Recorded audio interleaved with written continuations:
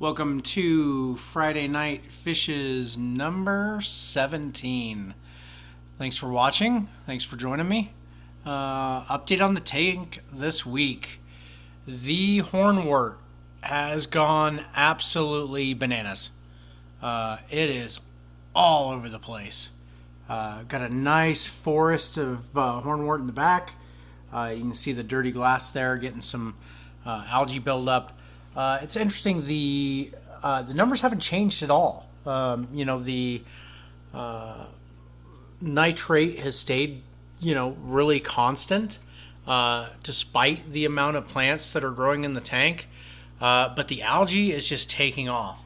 I don't know if it is from ambient light or what the cause is, but you can see like the algae here on the sponge filter, just going crazy. I really like the look of the algae growing on the filter, but yeah, not so much the stuff that's going up to the in the bubbles. You can see in the back there the green ocelot doing amazing. Its smaller offshoot doing really well. So you can see there, it's just chugging right along. Lots of new growth. Very happy with that.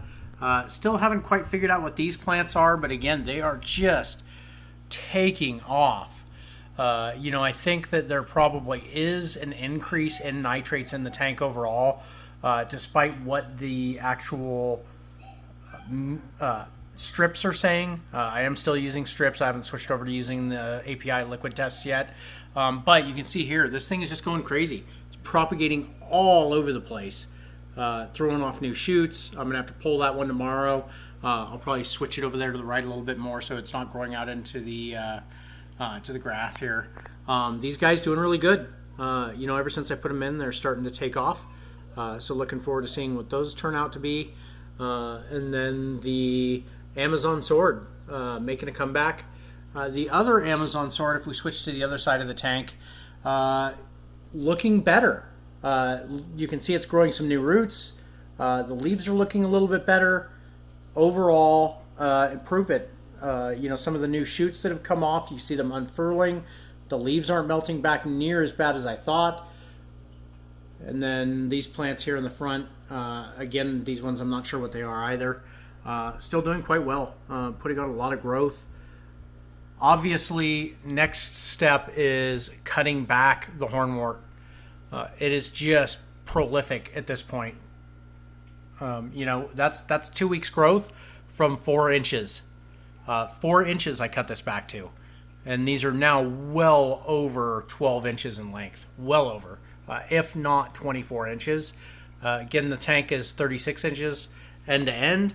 So if you were to take one of those out and you were to stretch it all the way across, it would probably be pretty close. So really interesting the way that they've grown. I didn't do a water change. I added some water today. I've been experiencing quite a bit of evaporation as the weather outside's increased. The humidity inside has decreased. We're not getting any snow or rain. So the water's starting to evaporate out, even though I do have a glass cover on this 40-gallon breeder tank. So interesting progression there. You can see the pearl weed on the surface still doing really well. Again, just chugging along. The duckweed, prolific. So I'm going to have to pull all that duckweed out at this point, or at least as much as I can. I don't have any illusions of getting it at 100%, but at this point, it's not contributing anything to the aquarium. So I am probably going to pull out as much of that as I can. Obviously, there'll still be some stuck in the pearl weed ball, so it'll just grow back. Again, I'm not under any illusions there.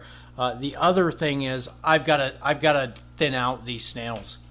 I've got to go ahead and start pulling these snails out, and getting them thinned out really well. I'm toying back and forth with the idea of an assassin snail. I've sourced them locally. They're only a couple of dollars a piece. They should take care of all of these little snails, but you can see the population reached critical mass, and now I've got massive die-offs of snails.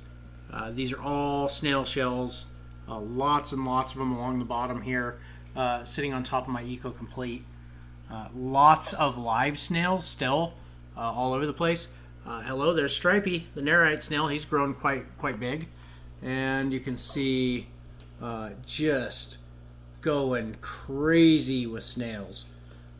So, I would like to be able to donate some of these plants locally. And I just wouldn't feel right doing it with snail eggs and things like that on it. So I'm going to have to do something to control the snail population. I think hand picking and then also an assassin snail will probably take care of those. I just do fear for like the Nerite. I don't want the assassin snail going after the Nerite snail. So what I may do is go ahead and pull him out into the other tank. That's one of the reasons I've been looking for Spotty. I dug through all the soil, or as much of the substrate as I could. I still haven't seen him.